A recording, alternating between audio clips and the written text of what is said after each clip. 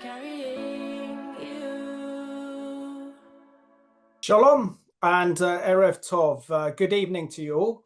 Warm welcome to this live Jerusalem's Dispatch, ICEJ UK. This is the ministry that brings you a closer connection to Israel and the Jewish people through the International Christian Embassy, Jerusalem UK. We are live and interactive tonight, and if you have any questions for our very special guest, who will be David Collier, who's an independent investigative journalist. And over the last few years, he's brought down some massive giants, including the likes of Jeremy Corbyn.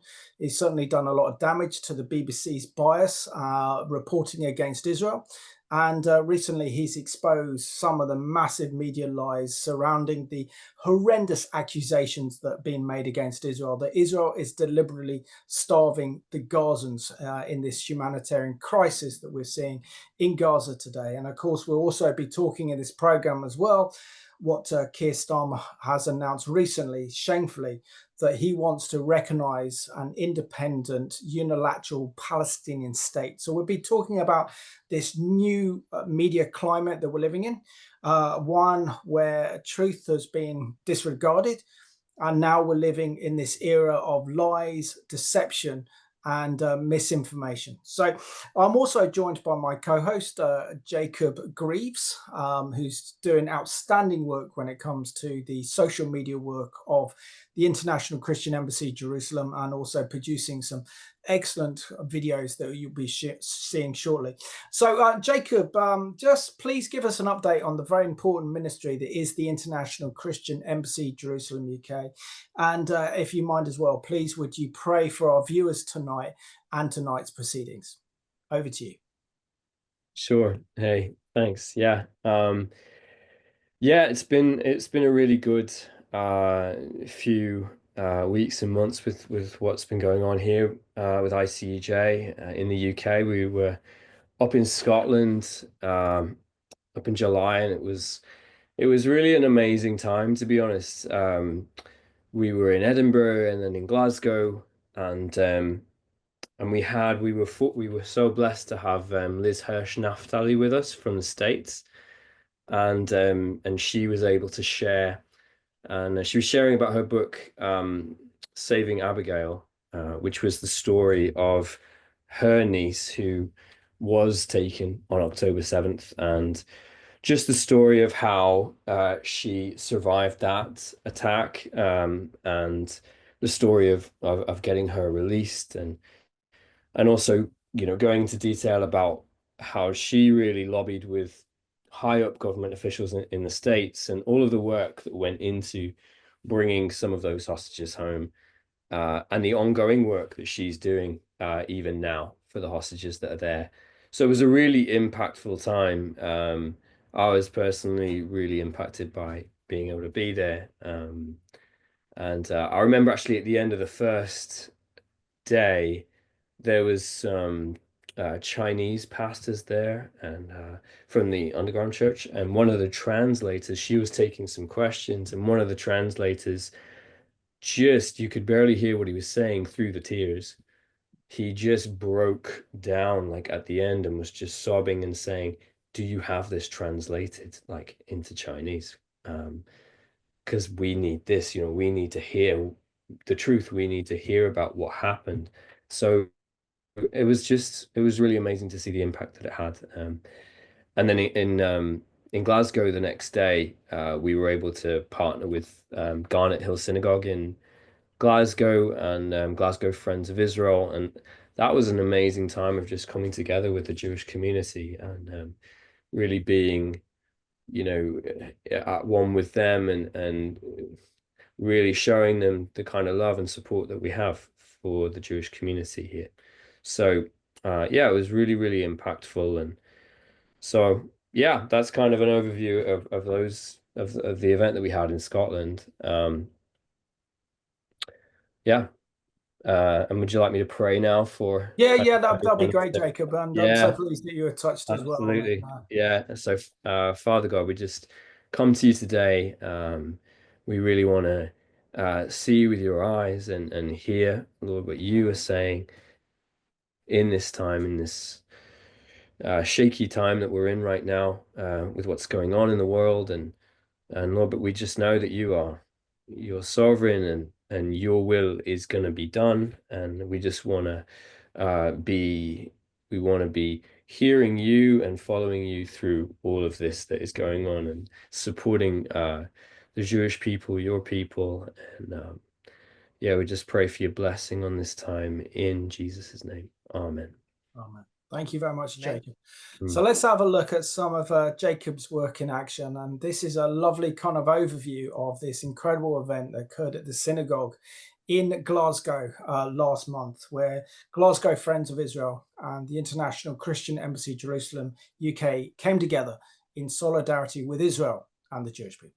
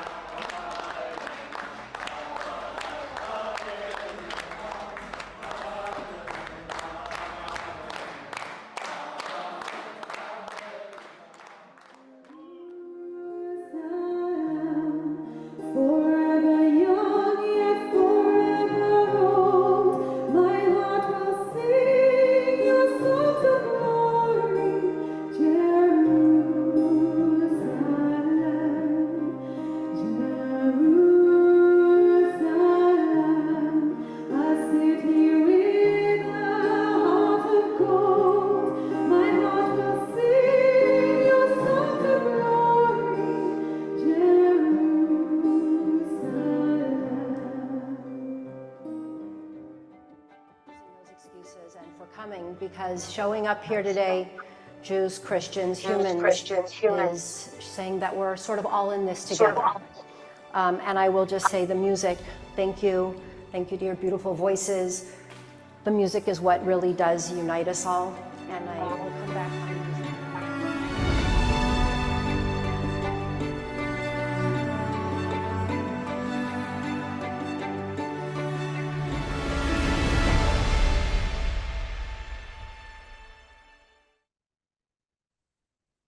Wonderful event there.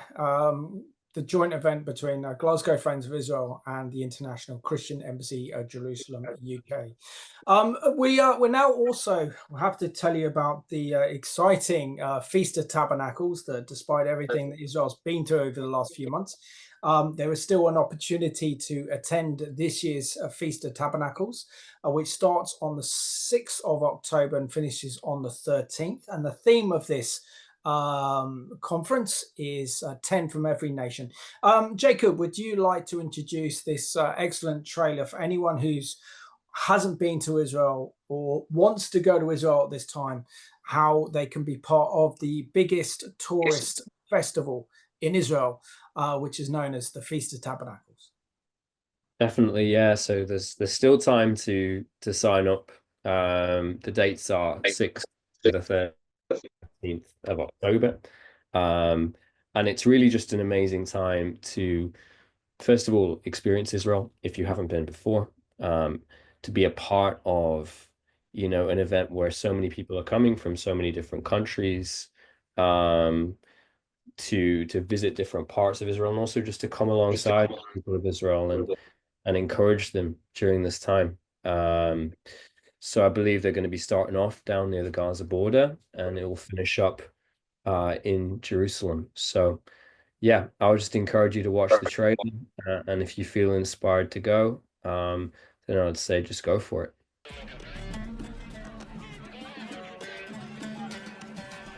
Throughout history, God has always used a remnant, those who carry his heart, see things from God's perspective, and respond to God's word. Zechariah 14:16. It shall come to pass that everyone left of the nations that came against Jerusalem shall go yearly to worship the King and to keep the Feast of Tabernacles. Since 1980, believers from more than 200 nations have celebrated the feast. And we invite you to join us this year in Jerusalem.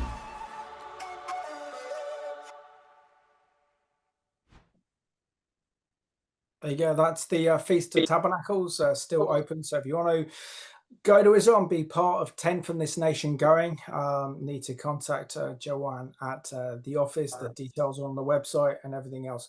Anyway, so let's remind ourselves of what Israel is really facing. And this is a war against Hamas, because sadly, our world, our media, our political leaders have completely lost perspective on the true nature of who Hamas are and who Hamas represents. So thanks, and this is courtesy of our friends at the Israeli Defense Force that have really spelt out really who are Hamas. Hamas's agenda isn't peace. They want Israel to be destroyed. It says so. It writes it. It shouts it. المصريين لازم نقدمها وحنقدمها مرة ثانية وثالثة، ومش هذا حتكون طوفان الأقصى أول مرة، لا حتكون ثاني وثالث ورابعة. Israel didn't start this war. It was dragged into it. No country on earth would tolerate a terrorist organization next door, one that hides behind civilians and deliberately fires at yours. Hamas isn't a resistance. It's a terrorist empire. Since 2007, it's stolen aid and donations, sabotaged Gaza's future, and built one thing only: a terror tunnel maze meant for kidnappings, ambushes, and slaughter. It fires from schools, stores weapons in hospitals, and turns mosques into launch pads. That's not resistance. That's war crime after war crime. And Hamas doesn't stop at Gaza. Its goal is regional chaos, and the flames are spreading. Israel has faced attacks from multiple fronts, some ongoing, some waiting, because Hamas wants this war everywhere. The only way to stop the next massacre is to eliminate the ones who planned the last one. Israel fights to survive, not to please the world, not for permission. For our people, for our hostages, for our next generation. And that was courtesy of the IDF, really spelling out who Israel's really facing.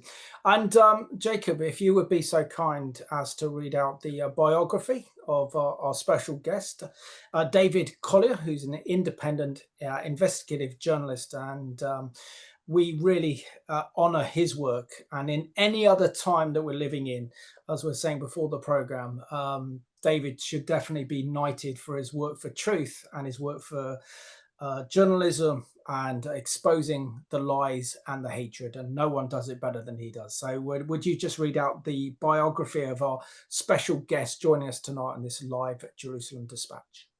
Absolutely. So David was born in the UK in the 1960s and spent 19 years in Israel between 1987 and 2006. His journey in Israel was sandwiched between the First Intifada and the 2006 Lebanon War. Having originally arrived to do the kibbutz thing, he ended up with his own business, working on tourism-related projects with both Israelis and Palestinians, as well as providing services to NGOs. Today, he's back in the UK, researching anti-Semitism inside anti-Zionist activity. This work clearly does have an impact. In 2017, he was named by the Allgemeine in the J100 as one of the top 100 people positively influencing Jewish life. In 2022, the media watchdog Camera gave him a Portrait of Courage award. He has exposed the BBC, Jeremy Corbyn, New York Times, and has been a warrior for truth in this generation. So, David Collier, it's an absolute pleasure that you are this month's a special guest on Jerusalem Dispatch, ICEJ UK. And, David, we've shared a platform up in Glasgow recently with Glasgow Friends of Israel. You've been my guest on the Middle East Report, and I was happy to introduce you to a bigger Christian network, CBN, Christian Broadcasting Network, where they've done some great interviews with you, including Dale Hurd. But share with us, really, your reflection before we go into your remarkable biography and your remarkable story. Just share with us, for example, this battle of truth that we're in. Have you ever known such a time of such deception whereby our mainstream media, whether they're BBC, ITV, Sky News, including that of our national newspapers, and also this government as well, just saying absolutely blatant lies when it comes to the conflict in Gaza and effectively accusing Israel of deliberately starving the Gazans, as we know that the humanitarian crisis is not of Israel's making, it's of Hamas making with their partnership with the UN? Well, firstly, Simon and Jacob, thanks very much for inviting me on. It's a pleasure to be here. Look, obviously we'll unfold this as, the conversation develops. You ask if I've ever known anything like it. No, I haven't. And I think even if you think it's bad, you're underestimating it. I have never known anything like this. This isn't error, it's not laziness, it's not mistakes, it's not a slight, miscalculation. This is a deliberate, persistent, and vindictive media narrative that has absolutely nothing to do with the truth. And the problem we're facing is this. My faith in the media, in truth, has been shaken so badly that I question everything now.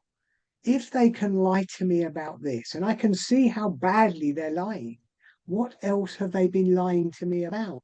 It's basically undoing and unraveling my own identity and my own history, because my history and the history around us has been built up by the way that the media has portrayed it. This is how we understand the world in which we live. We are now living in a world where the media is blatantly lying to us. So my questions, and I look back at certain events in history and I'm saying, well, did that really happen the way that they're saying it did? And for that to be the situation is a really bad, that's an awful situation to be in. It's horrible. And it's them it's nothing to do with me. This is the media that has done it. And they should really be held to account for what it is that they're doing now. Absolutely. And you're doing a pretty good job of that, as we'll unpack later. But David, share with us what your life, Jewish life, was like growing up, being born in the 1960s, and share with us what your Jewish childhood was like, but also where your passion and love for Israel come from. Well, I'm not going to paint it as a perfect picture growing up. I was a child of the 1970s, and of course in the 1970s we had the skinheads and we had the National Front, and we had a classic right wing, not that nothing to do with the one we have today. We had a classic right wing on the streets. I was in a very Jewish neighborhood. West Ham was a local football team. And there was trouble on West Ham terraces. If you went to the West Ham football game, there would be like leaflets handed out that were quite offensive.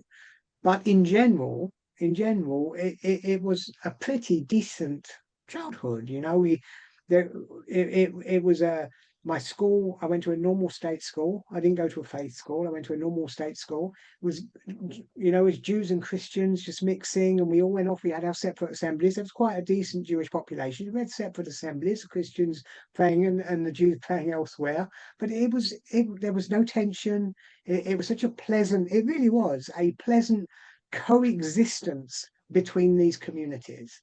So that's the UK that I was brought up with, and I was brought up as a flag waver. I was brought up proud of my British identity. I was brought up waving the Union Jack.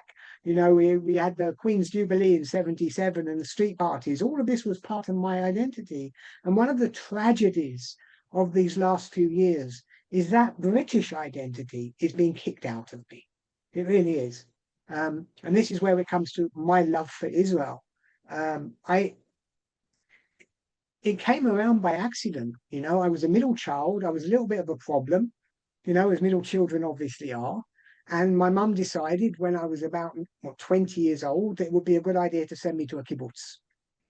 So I was sent on a kibbutz to sort my head out a little bit. And I stayed there for 19 years and came back with a wife and 2 children. So I developed my love for Israel in Israel. You know, it's very difficult to explain the feeling that a Jewish person like myself gets when I go to that land. It's like a bond. It's important.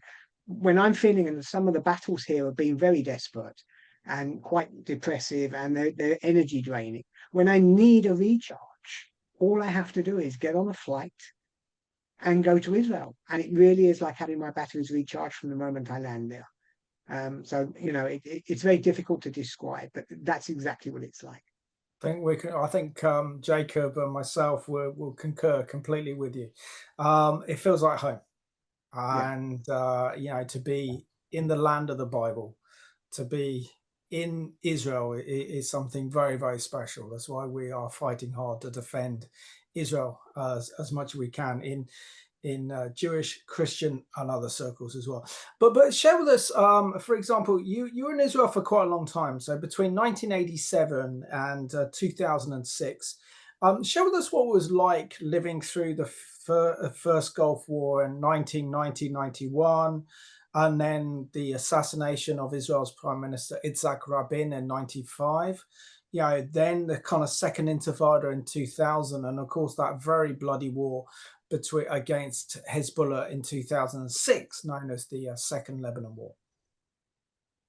Well, one of the things that you do get when you live in Israel is you live through conflict, because it really was just one after the other. I mean, I did arrive just before the outbreak of the First Intifada, and the First Intifada was a bit of a shock. It wasn't planned. It was a spontaneous event. Unlike the Second Intifada, the First Intifada was organic, and it set off a chain of events, and there was a combination of things happening. But this is a time when, as well, the Berlin Wall was falling. So suddenly the Soviet Union wasn't seen as the big bad enemy. You know, the Americans and the Russians started talking to each other, and these things also had an impact. Of course, we had the invasion of Kuwait by Saddam Hussein, which led, of course, to the first Gulf War. And so, you know, this for me, unlike the First Intifada, that I felt, but not, you know, this was a war that I could understand. You know, that we had sirens going off. I had a gas mask on, because in the beginning we didn't know. We thought he was going to be throwing chemical weapons at him. And I didn't really speak the language at this point.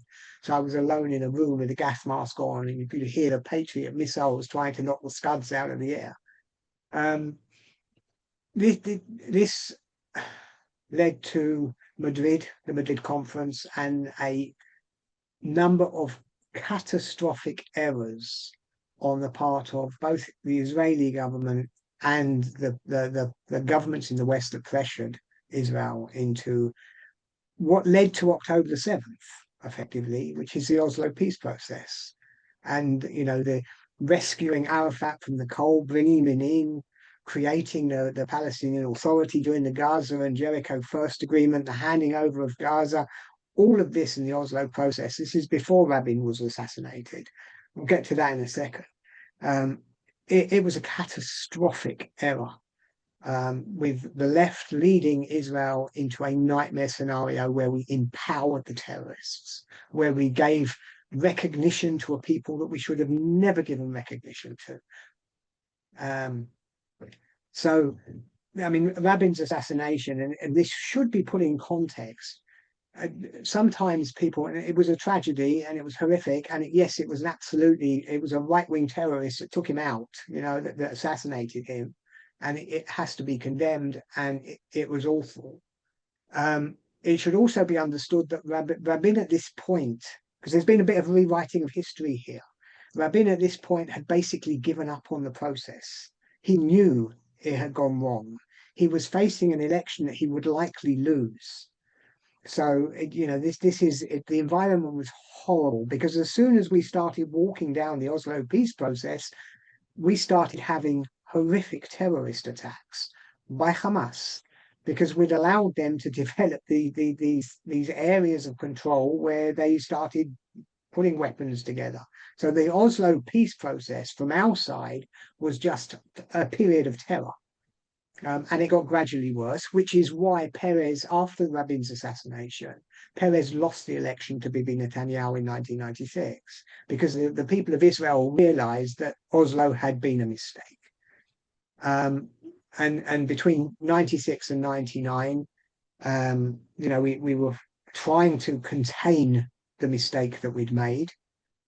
In 1999, Bibi lost, I think it was to Barak. And this is at this point, we make another huge mistake. We withdraw from southern Lebanon. And it's very important to understand that whenever Israel has withdrawn from these lands, the vacuum has been filled by radical Islamic terror.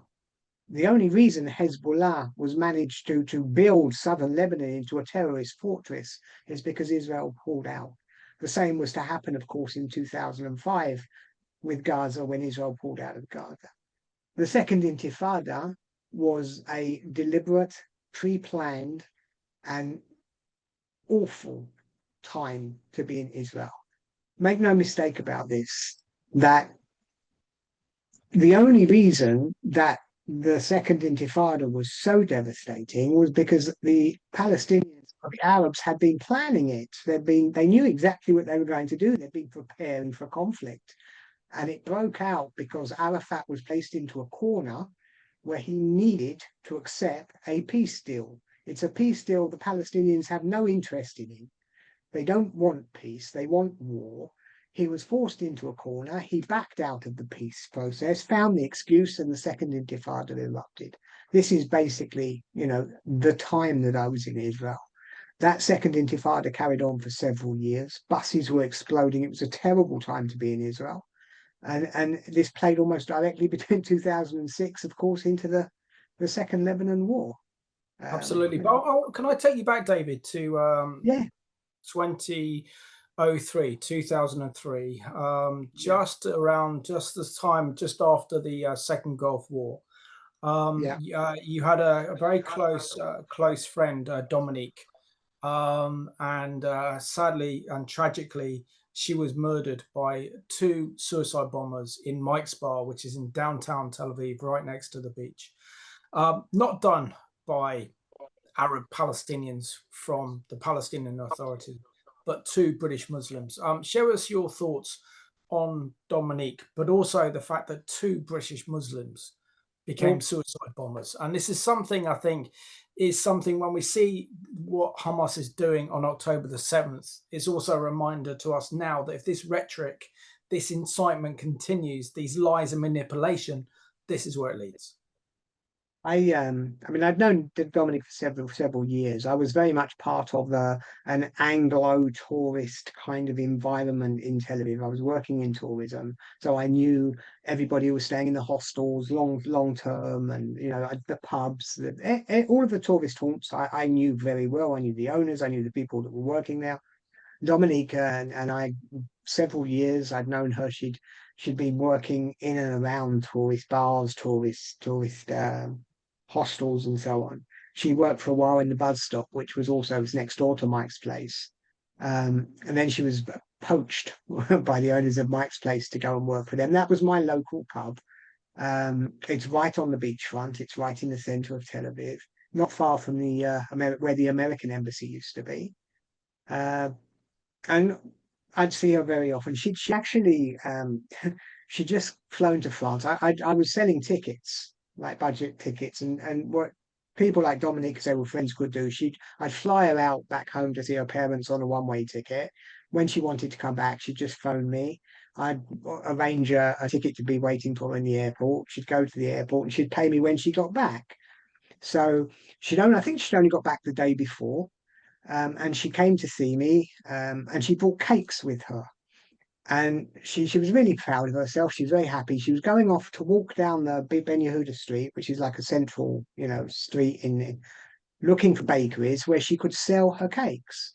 And she went off. We had a nice chat, and she went off with these cakes to go off and sell them. And that was the last time I ever saw her. I got a phone call at about 1:30 in the morning, I think, or I can't remember exactly what time, to say that Mike's place had been attacked. I was initially told she had survived. I don't want to get too graphic. She had lost limbs. She never made it. I mean, she made it onto the operating table. She never made it off the operating table. It became quickly apparent that the two boys, I mean, these people that say, oh, the Palestinians are so desperate, they don't have a choice. We're talking about two British Muslims, one from Derby, the other from London. Both of them, I understand, were college or university educated. Both of them came from normal middle-class homes. There's absolutely no reason at all for doing what they did, other than a hatred of Jews and a radicalization of, you know, these extremist Islamist ideologies. They went off. I think they were in Syria for a while. They went into Gaza. I'm not sure exactly where they picked up the bomb, but they were driven. They stayed the night at Hayakon Hostel, which is they stayed amongst tourists. They used the Lonely Planet guidebook. They were British tourists. They used the Lonely Planet guidebook to find the target that they wanted to hit. They walked down the road and they hit Mike's place. It's, you know, absolutely tragic. And, you know, we're now obviously many years afterwards, and it still hurts me to talk about it. It really does.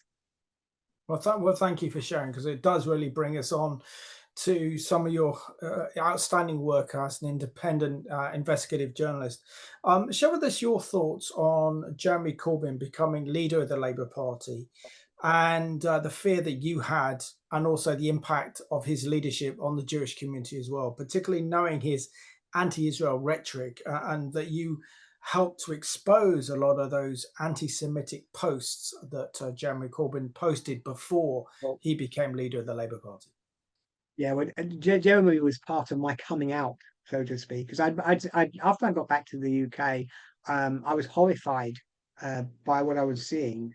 I'd left the UK in 1987 and I came back in 2006. So unlike other people in Britain who hadn't noticed it because they'd been part of this change, for me, there was a real before and after picture. I was walking into an England that I no longer recognised.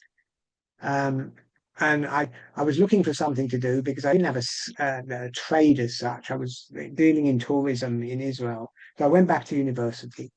And on campus, I walked straight into anti-Israel hate. So what I did, and this is about 2007, 2008, is I put on a keffiyeh and a BDS badge, a Free Palestine badge, and I pretended I pretended to be an anti-Zionist activist. I really wanted to understand. I wanted to get into their veins. I wanted to talk to them. So they thought my name was John. And I was accepted as one of them, and I was invited into their little groups and their secret Facebook groups. And the reason this is important, of course, is because this is where I met Jeremy Corbyn. This was before he became leader. And so I was pretty aware of the threat of these anti-Semites and what was taking place behind closed doors in these secret groups. And for a while, I was feeding stories to the media anonymously. You know, and I could see things happening. I'd share posts with them and so on. Of course, the entire threat level changed when Jeremy Corbyn became leader of the Labour Party. And in all these little secret groups I was in, everyone was going on about how, oh, we must join the Labour Party. We have to join the Labour Party. So there was a sudden influx of tens of thousands, if not hundreds of thousands of anti-Semites, all joining the Labour Party to vote for Jeremy Corbyn. So, you know, it was a scary time. And at that point, because of the threat level, it became impossible for me to carry on being behind the scenes as such. And I went public and I started producing my material more publicly.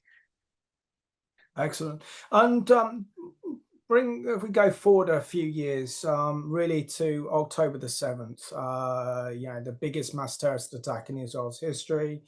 More than 1,200 Israelis and foreign nationals murdered in the most horrific and brutal way, taking 251 hostages back to that hellhole that is Gaza. And then on top of that, between 6,000 and 7,000 injured that day. And you don't understand the full scale of this terrorist attack until you actually visit southern Israel and see it for yourself, which was never portrayed by the media. Where were you on October the 7th, and when did you become fully aware of the absolute horror that was unfolding on October the 7th? And knowing the work that you do, David, you must have seen a lot of the video footage before anyone else, really? First of all, I was in enemy territory. I was in Turkey. And I was in Turkey with my Israeli wife. So, I mean, it became clear to me that something awful was happening within 5 minutes. It wasn't, I mean, firstly, the rocket attack, they opened with the rocket attacks, but the videos that started going through Telegram channels that I was, embedded in, within 5 minutes, 10 minutes, 15 minutes of me waking up, I realized, when you see terrorists going through Kibbutz Sim, or on the Israeli streets, something really bad is happening. These were the first images pretty much that I saw were of them driving down roads, just shooting at anything that moved. And there was some, I mean, I'm not going to, the videos that I saw that morning being shared, I have never seen a barbarism like it before in my life. Just, when you're watching someone on phoning home, I come from a culture where we phone home to tell our parents that, we've passed a degree, or we're getting married, or we're getting engaged, or we're having a child, or something great has happened to my mum's grandchildren. This is why I phone home. And you're listening to these people phoning home, boasting about the fact that they've murdered, how many Jews I've killed with, the blood's on my hands. This is why he's phoning home. And the father's calling to the mother to boast to the mother about what wonderful thing their son has done. And we're watching it. And you're watching some of the images of these people just being taken in the street and just pulled down and being chased and just shot. And let's not get into, obviously, the issues of the sexual abuse and everything else that took place, or what happened at the Nova Festival, where hundreds of young people just went to have fun and were butchered by these animals. These actually not animals, monsters. So yeah, it was for the Jewish people, it was a trauma that we will not forget. It's embedded now. We have often said, ever since obviously we've often said, look, what the Arabs want to do is slaughter us, and people didn't believe us. The media didn't believe us. Politicians, we'd say, look, we know what they want to do. Well, we saw it because they had the opportunity, and as soon as they had the opportunity, this is exactly what they did. Remember, they killed, as you said, 1,200. If they could have killed 12,000, they would have killed 12,000. If they could have kept going and killed 120,000, they would have done that too. They wouldn't have stopped until we stopped them. The number's irrelevant. It doesn't matter. They wanted to kill every single Jew they could get their hands on. And also the fact that we're talking about 5,000 to 7,000 Hamas terrorists on the rampage. Well, I mean, you can imagine that happening in London or New York. Can I just correct something there? Please. We're not talking about 5,000 to 7,000 Hamas terrorists. We're talking about 1,000, 2,000, maybe 3,000 Hamas terrorists. The rest were civilians.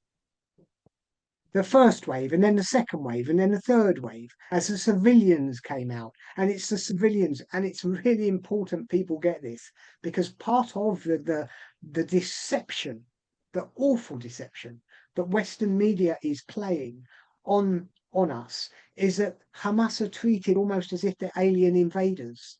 That they're nothing actually to do with Gaza, that the Palestinian population, 99.99% of them are all innocent, and there's like 15 or 20 Hamasniks hidden away. So, no, the radical Islamic ideology, the best way of thinking about this is the Nazis.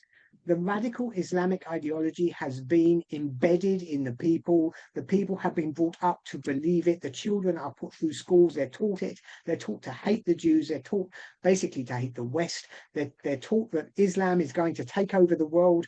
All they have to do, and it's an important part of it, all they have to do, if necessary, is sacrifice themselves for the cause, for their ideology. It is a religion of hate that they have developed there. And I'm not talking about all Muslims here. I am talking about what has taken place in Gaza, you know, and I'm talking about the radicalization process where a Islamist ideology has taken complete control of 2 million people. And we saw the result of that on October 7th. And show us, David, how you've been able to work with Trevor Asserton, who's done a fabulous report exposing the BBC's coverage of October the 7th and Israel's war in Gaza as well, knowing that the BBC Arabic actually employs journalists who share the same narrative and the same views as Hamas, Hezbollah, the Islamic Republic of Iran and the Houthis, and are part of that Nazi Islamist fascist ideology. Well, look, I've obviously worked with Trevor. I'll work with anybody. You know, Trevor produced a report. There have been other reports as well. Danny Cohen produced another report. Obviously, Camera, also a very great organisation on its reporting, do incredible work. There are other people out there online as well that basically engage in the same kind of thing. The thing is it's so easy to pull them apart. This is the biggest tragedy of all.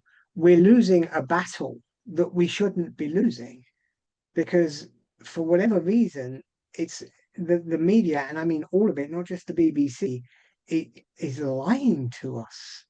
So when I go out and whether it's myself or others, we find something that's really horrific that the BBC has said that's a lie, it's very difficult for us to get it out, because we don't have the kind of platforms that can, you know, they have platforms across the globe, and we have a few accounts on X, we have a couple of websites. This is the way so it doesn't matter that we're telling the truth.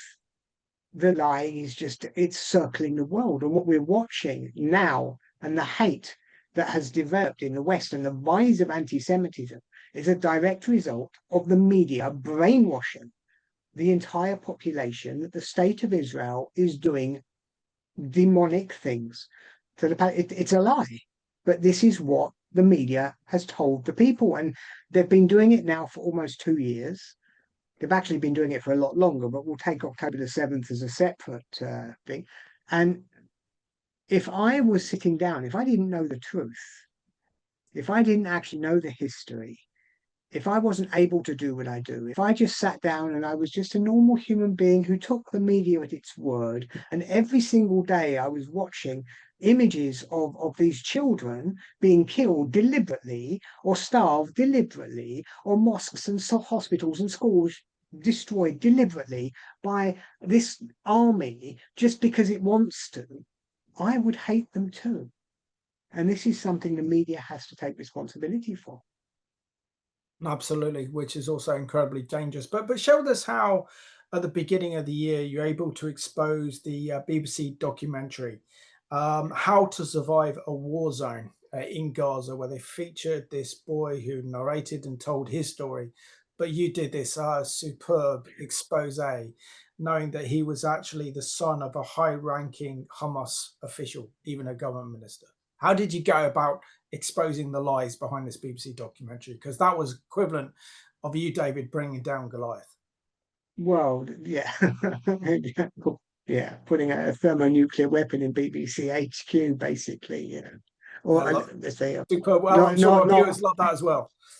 Yeah, not a literal weapon. You know. Firstly,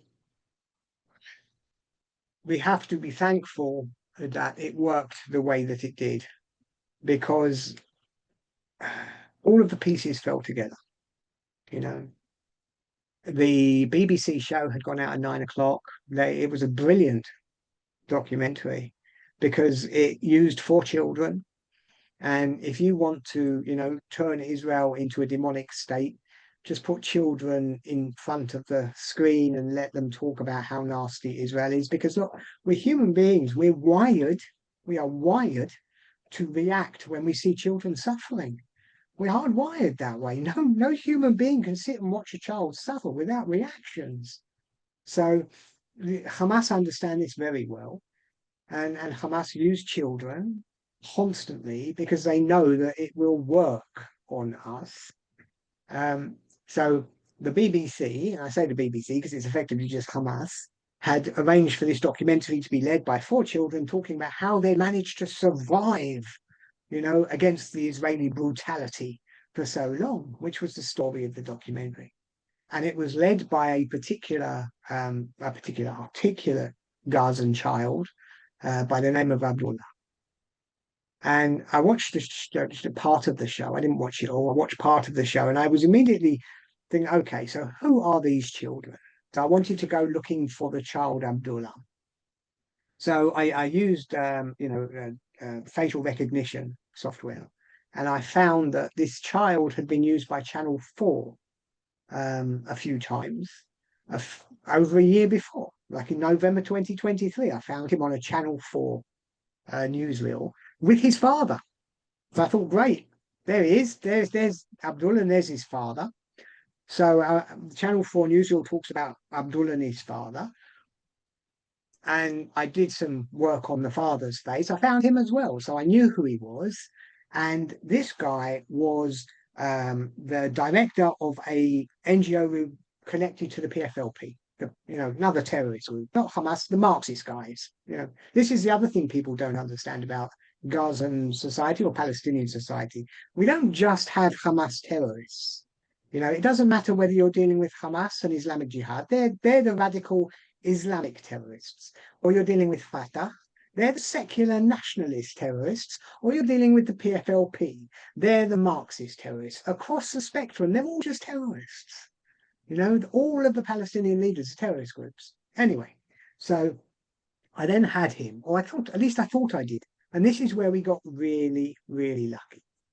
Because I went to his Facebook page, the father's Facebook page, and there the father had posted a picture of Abdullah, the child. But he hadn't called him his son. He called him his nephew. Now, that post didn't have to be there.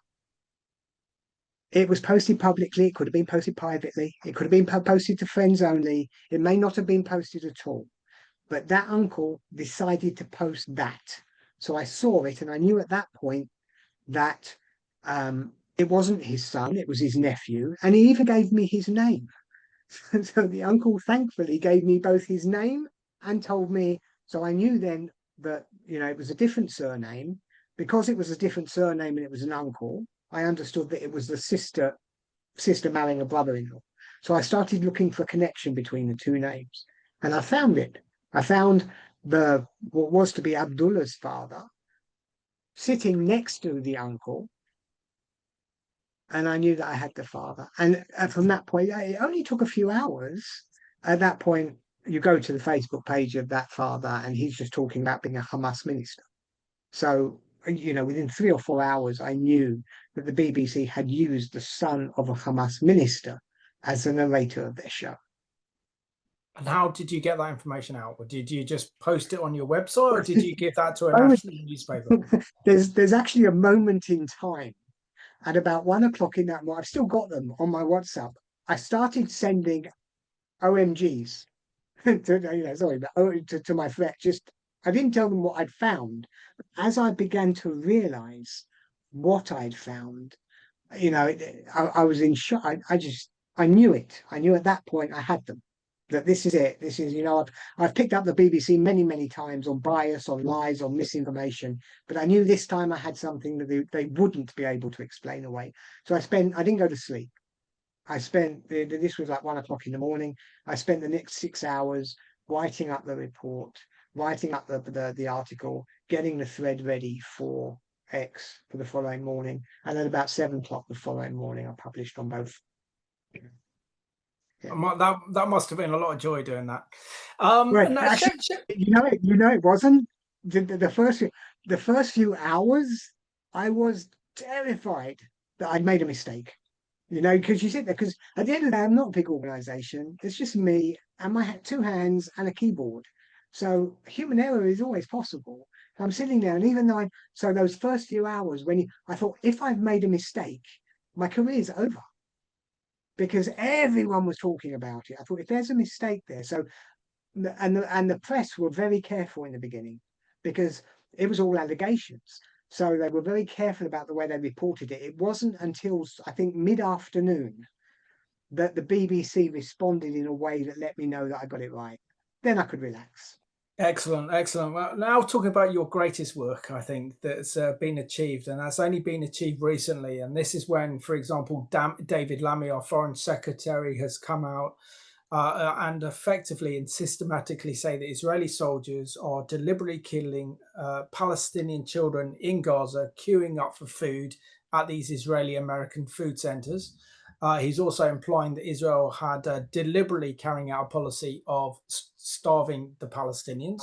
So, of course, to back that narrative, we had these horrific pictures of a young boy called Mohammed, who the New York Times put it on I believe it on the front page. The Daily Express had this picture on the front page as well, saying, look how the children in Gaza are starving because of Israel deliberately withholding international aid to the Gazans.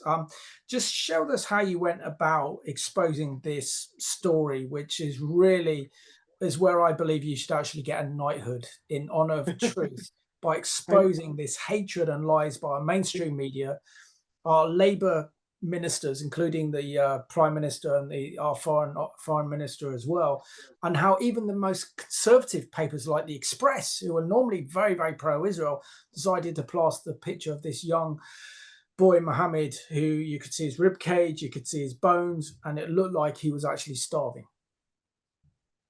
Okay. I think this shows more than anything else that we have crossed into the twilight zone, that we are effectively in an upside down world. Because I can tell you one thing you will never see as long as you live. You will never see a healthy mother holding a starving child that does not have underlying health difficulties. There is no mother in the world that would not feed her baby first. No mother in the world. So automatically, when you see an image of a starving child, like one that's actually you can see, starving child, and the mother looks fed, you know there's something wrong with that image. It does not make sense for a human being to be in that position. So automatically, we have to ask the question, that is such an obvious truth. Why is it that not a single media editor bothered to ask it? Not one. They all ran. I mean, the image itself is a lie. There is a mother and a starving child. How is a mother not starving? Honestly, if you think about how is it, the image itself is a lie. So no media outlet should ever have published it anyway. Further, there were one or two images available online at the time that showed a second child. And that second child was healthy. So not only do we have a healthy mother, we have a healthy sibling. Forget bias. Forget, everybody carries bias. Throw the question into AI. Just ask. Just say, look, I have a healthy mother, a healthy sibling, and a starving child. Is this possibly a sign of famine? And AI will tell you automatically that there is something wrong with that child, right? We don't have to be dealing here with he said, she said, or there, it's a pro-Israeli narrative, or we're talking about the truth and a lie. And it was obvious. So I did what no journalist in the world did. I called the mum. I just reached out to the mother. Because why wouldn't you? and I had a conversation. It wasn't direct because obviously I don't speak Arabic. A conversation took place with the mother, asking the mother what was wrong with the child. And this is the thing, the mother wasn't hiding it. In fact, before the image went viral, I only found out afterwards, before the image went viral, there had been a campaign by another journalist and that mother to try to raise money to help get the medication that the child needed. Because this poor mother in her tent, and let's not play around here. It's a war zone. It's horrific. She's in a tent. She has a sick child. She's a mother trying to get help for her child. And not a single media outlet in the world came to her help. Instead, they used her child, exploited her child, and used it to spread a lie about famine. Now, I ask you this. Let's say, because we've seen media campaigns before, let's say that the Daily Express, instead of saying, hey, look, Israel's starving all these children, this is famine, they've said, Mohammed is a sick child with CP who needs urgent medication. Is there a possibility the world would have galvanized to help Mohammed get the medicine he needed? Of course there is, which means that this exploitation is unforgivable. Absolutely unforgivable. It was deliberate, it was sickening, and it was unforgivable. And happily, we managed to expose it. And we got the NYT, which was another one. I got the BBC to take down the documentary and got the NYT to issue as soon as the NYT did that, many other media outlets had to follow. Including the New York Times as well. Which is an amazing. That's it. The NYT, the New York Times. Yeah. We're coming down to close to the program, but if we can extend it for another 10 minutes to allow our wonderful viewers to have questions to you, it'd be great, David. But I have two questions to ask before we open up the floor to our audience. The first thing is, what is your reaction to how, for example, this deception is influencing our government with Keir Starmer and David Lammy, together with President Macron of France, Mark Carney, the Prime Minister of Canada, including Australia, to recognize a unilateral Palestinian state, effectively rewarding Hamas for their terror atrocities on October the 7th. And also as Christians, how can we stand and fight in this new era of deception where we can't even trust our mainstream media news reports or our newspapers, and certainly can't trust our government to tell us the truth of what's happening? Sorry. Okay. Firstly, you can run for as long as you want. I have no problem. I'm here. I'm happy to chat to you as long as you want to chat. Look, I think we need to understand that the Starmer, Macron, even the Canada and the Australia thing, not necessarily anything to do with the Middle East. Might seem out of place to say it, but my guess here is it's more to do with what's taking place in England and in France and in Canada. I think Starmer is running scared of the Muslim vote. I think he's nervous about the next election. I think he knows he's going to get hit from the right because of reform. I think he's aware that, a lot of his first let's start at the beginning in that Labour only won the election because everyone was so annoyed and fed up with the Tories. That's the only reason Labour won the election. Nobody really went out, or very few people went out saying, oh, Starmer, Labour, we've got to vote for them because they're brilliant. So we ended up with a government we didn't really like because we hated the last one. This is the truth of the election. So the rise of reform is certainly threatening what was the Red War, for example.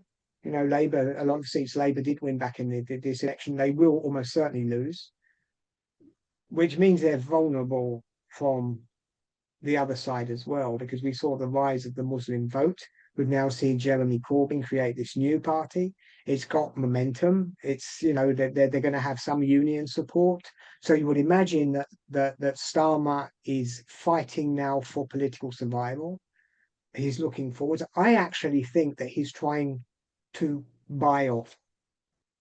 I'm not saying this is the only reason, but I'm saying that we have to bear in mind that we have growing Islamist issues in our own home countries. We certainly have them in France, we have them in Canada, we have them in the UK. And these are applying pressure on the streets, and they're applying pressure in the halls of power. So in answer to the second part of your question, how can the Christians, it's about realizing this isn't just about the state of Israel. Even if it was, yes, great, it's really important and we need your help and we need to stand together. But people need to understand that this is about the Christian nations as well.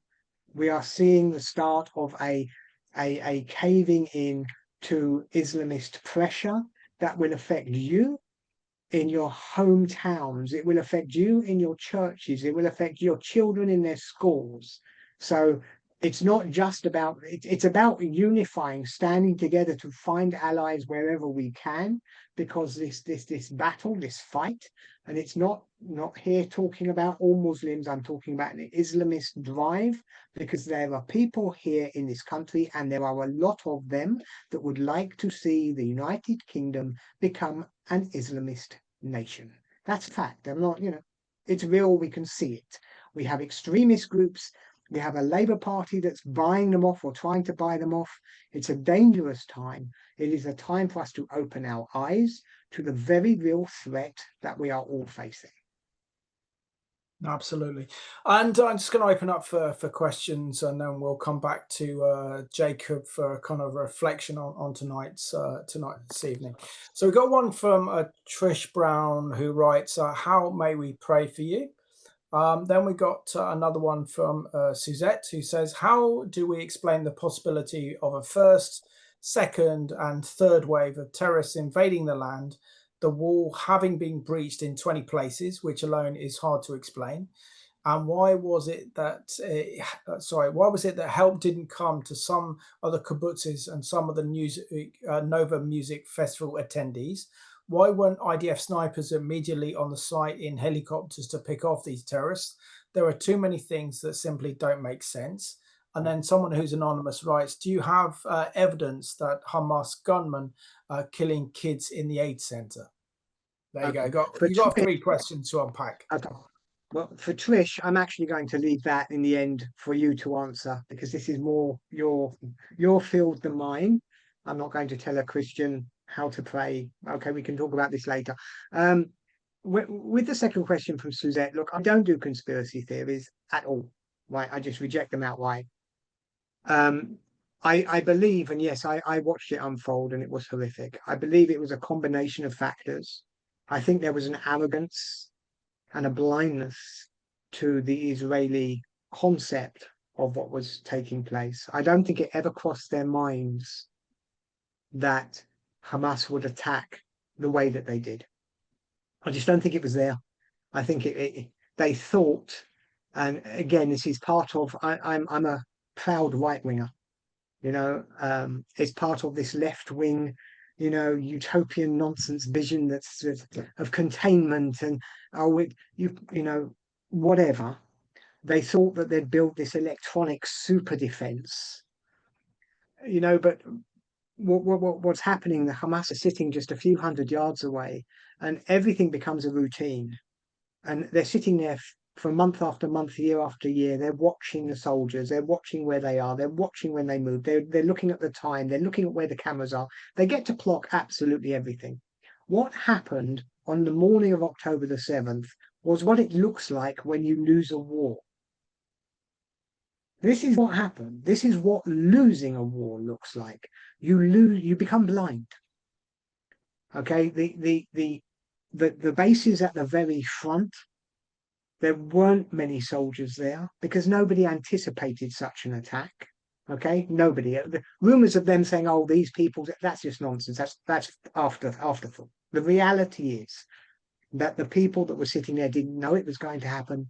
There wasn't enough soldiers there. They were overrun very, very quickly, which meant that the eyes had gone.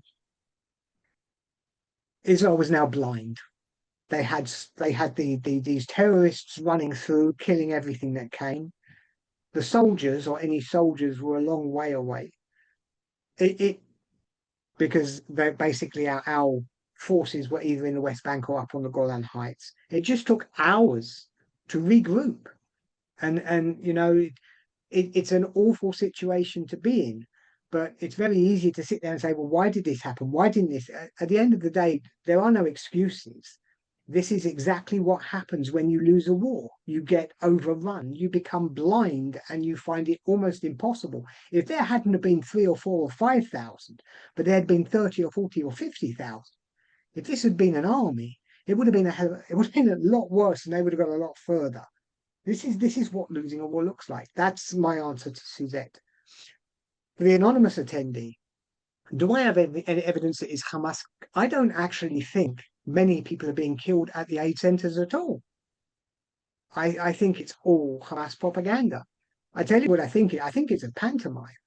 And this is, again, the fault of our media, because Hamas ring up the BBC, right, and say, oh, we're not Hamas. We're the medical, whatever it is. We're the chief medical officer in Gaza. Nothing to do with, don't ignore my Hamas bandana. You know, I am a chief medical officer or the director of the hospital. 72 children got killed this morning. And half an hour later, BBC put that on their front page. And it works. So why wouldn't they do it every day? What they do, and this is the pantomime, they do go to where the IDF are. And they cause a little bit of friction, so that they come up towards the Hamas, the IDF soldiers. So the IDF soldiers fire warning shots, right? They fire warning shots. So shots have been fired. At that point, Hamas is free to say whatever it likes. The BBC will publish that 60, 70 or 80 children have been killed.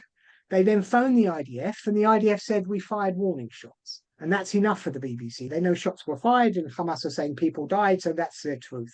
I will say this. This is the most filmed conflict in the history of warfare.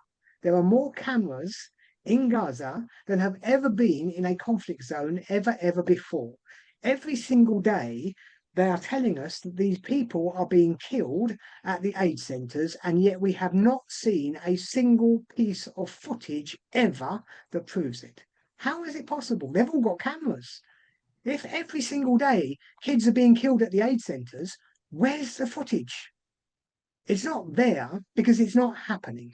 So that would be my answer. Absolutely. So we're going to extend it for a few more minutes. So please feel free to put your question in the box to David.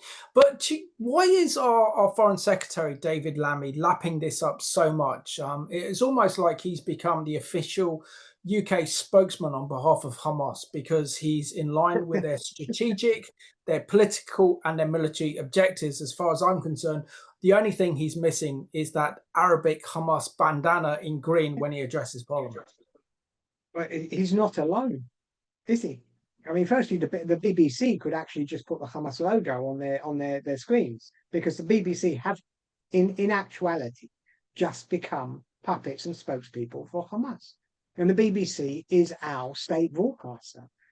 David Lammy is our foreign minister. I mean, this is, you know, we're in a position where the world has turned upside down, and the Hamas narrative, these lies that have been spread, is now the truth. And the scary thing, the really scary thing is, I don't know how this plays out, Simon. I still believe that Israel will be accused of genocide.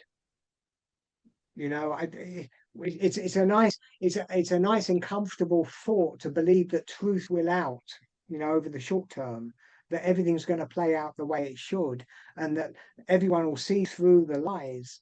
But over the short term, it may not happen that way. You know, we've been through dark periods in history before, where the lie is stronger than the truth, where the hate, you know, kind of overwhelms everybody, where anti-Semitism spreads like a virus. We've been through it before. So whilst I do hope and pray that the situation will improve, we are watching at the moment something that I have never seen happen before. This is not the Germans and the Nazis with a newspaper or two being printed in Berlin. This is the entire Western world. This is the centers of civilization, who talk about free press and checks and balances, and this is happening exactly where it shouldn't be happening. Okay, so I think we've got one more question, and I think we'll wrap after this one. This is from Veronica, who writes, why do the BBC and others want to be against Israel? Is it just anti-Semitism and not listening to the likes of Colonel Richard Kemp? Or do you think Hamas will ever be accused of war crimes, etc.? And I think Veronica really does sum up the question we need to ask is why? Why is the BBC? Why is the Foreign Office? Why are our main media networks so keen to tell the lies of Hamas rather than a true democratic nation like the nation of Israel, where sadly truth is first the biggest casualty of war? Right. I'm going to start with the second question. Do I think Hamas will ever be accused of war crimes? I think we need to understand the enemy. And I think it's a mistake to, and I think Israel was in some way mistaken as well in the way they approached this. This isn't about just Hamas. This is about a radical Islamic ideology. And it doesn't matter whether you call it Hamas or you call it Islamic Jihad or you call it Al-Shabaab or Al-Qaeda or ISIS or Hezbollah, whatever you want to call it. So,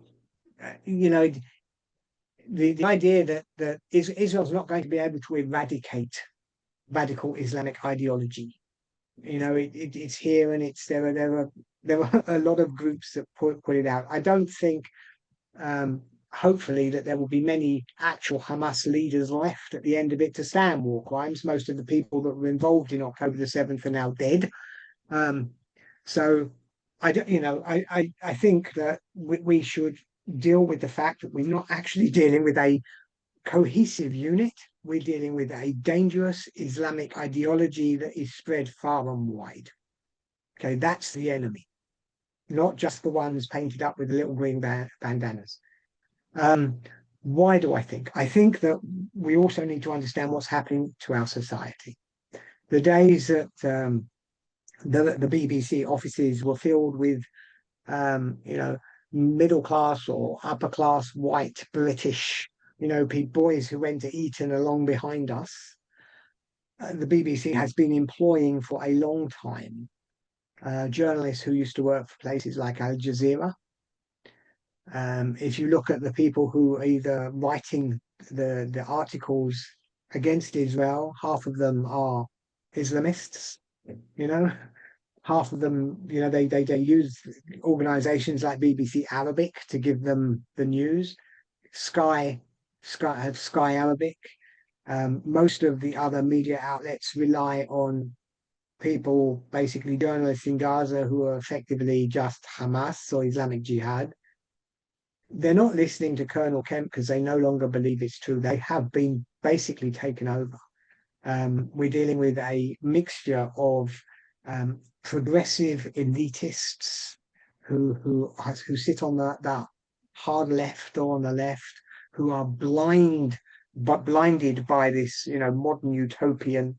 For them, it would be racist to question whether the Islamist telling them the story is telling the truth or not.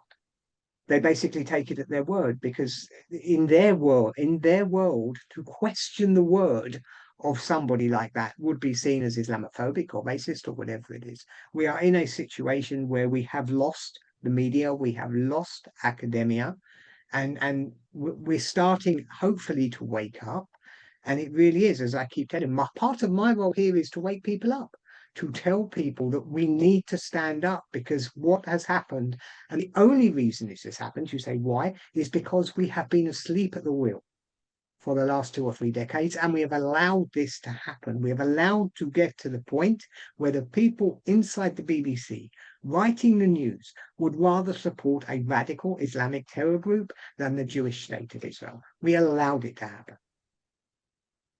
David, in any other era, you'd be winning a knighthood for your campaign for truth, your investigative journalism, for exposing lies in media. And, the first thing of being a journalist is you verify your facts. But you've proven tonight that our major corporations like the BBC and our mainstream media do not verify facts these days.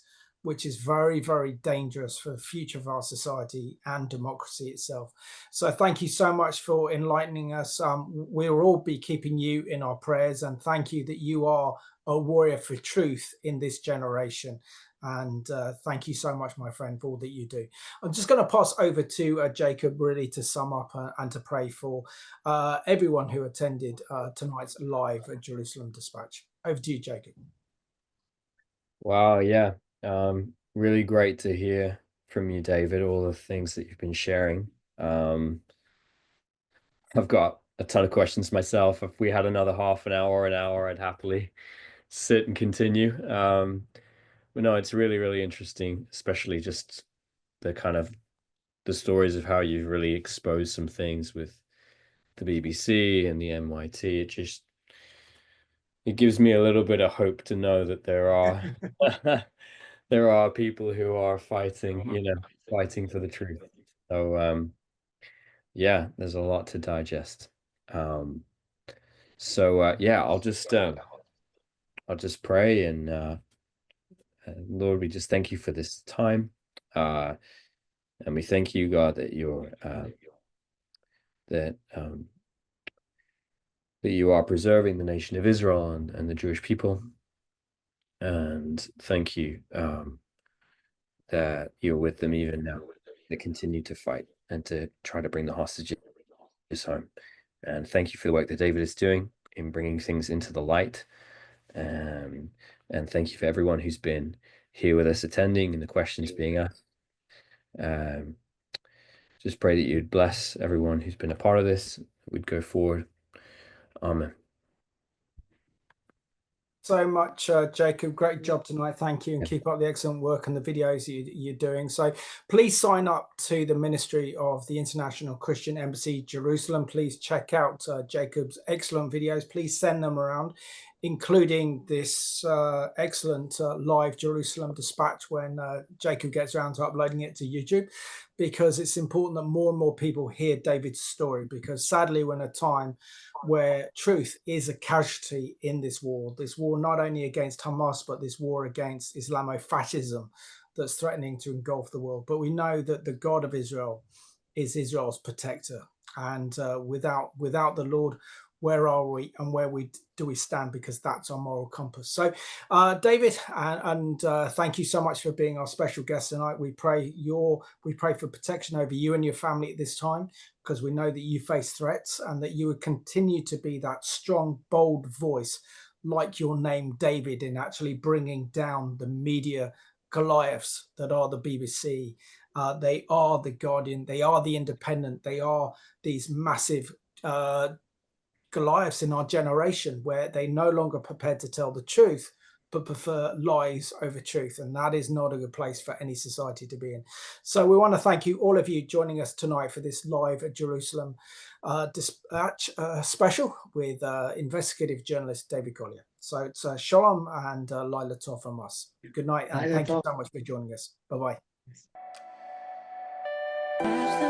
Catch the wind, he's carrying